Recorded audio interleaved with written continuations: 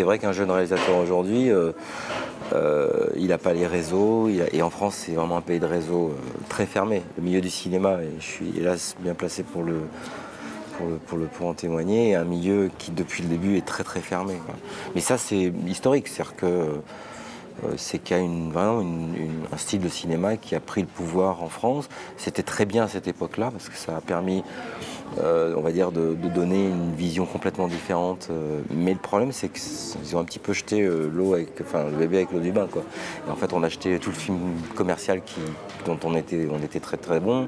On a acheté le film noir, enfin on a acheté tout ça. C'est-à-dire que moi, j'ai un peu mal aux fesses quand je vois les Coréens qui font des films que nous on devrait faire. They did everything they could to make his agony last for as long as possible.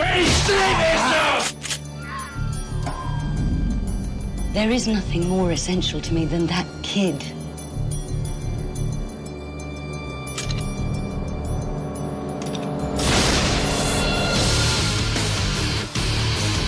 On ne tolère pas le fait qu'un cinéma de genre, il a autant, sinon plus, raison d'exister aujourd'hui, parce que c'est ce cinéma de genre qui va faire vivre le cinéma aussi. 90%, on va dire, des films ne font pas d'argent en France, et c'est à peine 10% qui fait vivre le reste. Mon patron dit que vous êtes l'homme qu'il nous faut. Votre patron s'est trompé. Il supporte pas qu'on lui dise non. Quand un Star Wars fait $2 milliards worldwide, c'est bien pour tout le cinéma parce qu'on amène les gens en salle, ils ont envie d'aller voir d'autres films. Voilà. Donc après, nous ici, la première chose qu'on fait, on va cracher sur les films. Voilà, mais oui, mais c'est plus de 10 millions de personnes en salle. 10 millions de personnes en salle, c'est de l'argent qui ne va pas aux États-Unis, qui reste chez nous. Enfin, en tout cas, pour une partie du ticket, c'est génial.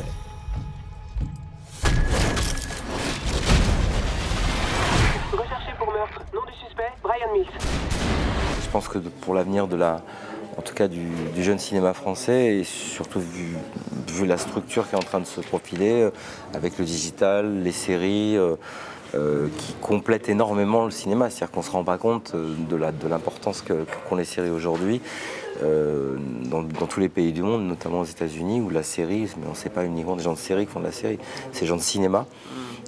David Fincher, Cronenberg, enfin tous ces Singer, tous ces gens-là. Ça commence en France.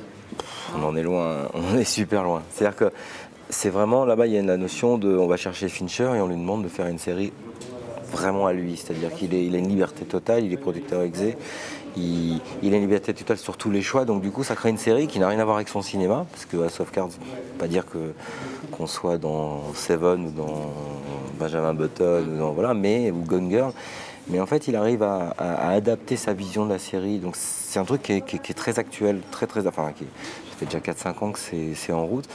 Et ici, ça reste encore quelque chose de timide. C'est-à-dire qu'on va encore chercher des réalisateurs de séries, alors qu'il faut croiser, il faut aller chercher des jeunes réals ou des gens qui viennent du cinéma, et pour donner un sang un peu différent et surtout amener... en tout cas, je vois les séries comme Fast Flag, série israélienne, Deutschland 83, quand on voit Pivalet, c'est pas super beau, mais c'est ça, on est dans cette Écosse un peu hardcore en ce moment. Et j'ai des personnages touchants, pourtant cette meuf cette flic avec son gilet fluorescent pendant toute la série, on peut pas dire que ce soit un truc très français, mais ça nous touche, donc ça veut dire que quelque part ils ont réussi à trouver ce passage. Et moi j'ai envie effectivement qu'on sorte du grand classique, on va aller faire des grosses séries avec de l'argent comme Versailles, et ainsi de suite, qui est bien, mais c'est pas là où on va véritablement créer les choses, quoi. Donc voilà, et c'est ça qui va aussi apporter un sang neuf au cinéma, c'est un aller-retour.